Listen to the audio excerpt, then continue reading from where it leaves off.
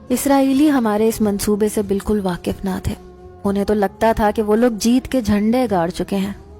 ان کی انٹیلیجنس ایجنسیوں کی ٹیموں کے ممبر اپنے دانتوں تلے انگلی دبانے پر مجبور ہو گئے تھے کہ ان کی سخت نگہداشت میں ہم نے کیسے اتنا بڑا حملہ اسرائیل پر کر دیا، کیونکہ انٹیلیجنس ایجنسیوں کا دعویٰ تھا کہ وہ فلسطین کی ایک ایک دیوار سے واقف ہیں. انہیں لگتا تھا کہ وہ ہم پر قابض ہو چکے ہیں، اب ہم ان کے بغیر سانس تک نہیں لے سکتے. لیکن یہ منہ توڑ جواب انہیں حیران کر گیا تھا. ان کی عقلیں ہماری جرت پر جتنا بھی حیران ہوتی کم تھا. جیسے ہی بم دھماکے ہوئے ہم فوراً سے اسرائیلیوں کے گاؤں میں قصبوں میں گھس گئے اور وہاں فائرنگ شروع کر دی. وہی خوف و ہراس ہم نے بھی پھیلانے کی کوشش کی تھی جو کئی سالوں سے اسرائیلی ہمارے علاقوں میں آ کر پھیلا رہے تھے. ہم جانتے تھے کہ یہاں موجود ہر گھر کے افراد اسی بری طرح سے کانپ رہے ہوں گے، گھر کے ایک کونے میں جمع ہو کر خوف کے مارے بیٹھ چکے ہوں گے. موت کا وہ خوف انہیں بھی محسوس ہو رہا ہوگا جس کو محسوس کرتے کرتے ہم لوگوں نے بچپن سے جوانی تک کا سفر طے کیا ہے. ہماری پرورش کسی عام نوجوانوں کی طرح نہیں ہوئی تھی.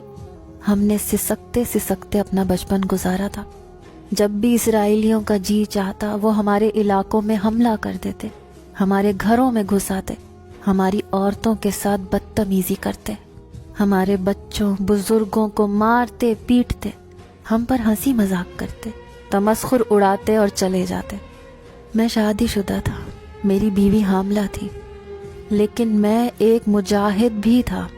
اسی لیے شادی کی رات ہی میں اپنی بیوی سے کہہ چکا تھا کہ تمہاری شادی ایک مجاہد سے ہوئی ہے، اسی لیے یا تو میں غازی بن کر زندگی جی لوں گا یا شہید ہو جاؤں گا. تم اپنے آپ کو ہر طرح سے تیار رکھنا. ہماری زندگی دنیا کی نہیں بلکہ آخرت کی ہے. جنت میں ہم دونوں بہت اونچے مقام پر ایک ساتھ زندگی گزاریں گے. لیکن دنیا کا مجھے کوئی علم نہیں کب میری سانس کی ڈور کسی اسرائیلی کی بندوق سے ٹوٹ جائے یا پھر میں اسرائیلیوں کے قافلوں کو اپنی بندوق سے اڑا کے رکھ دوں.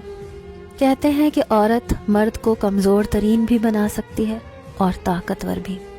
میری طاقت میری بیوی تھی جس نے میری بات سن کر آنسو نہیں بہائے تھے بلکہ مسکرا کر میرا ہاتھ تھام کر دبایا تھا.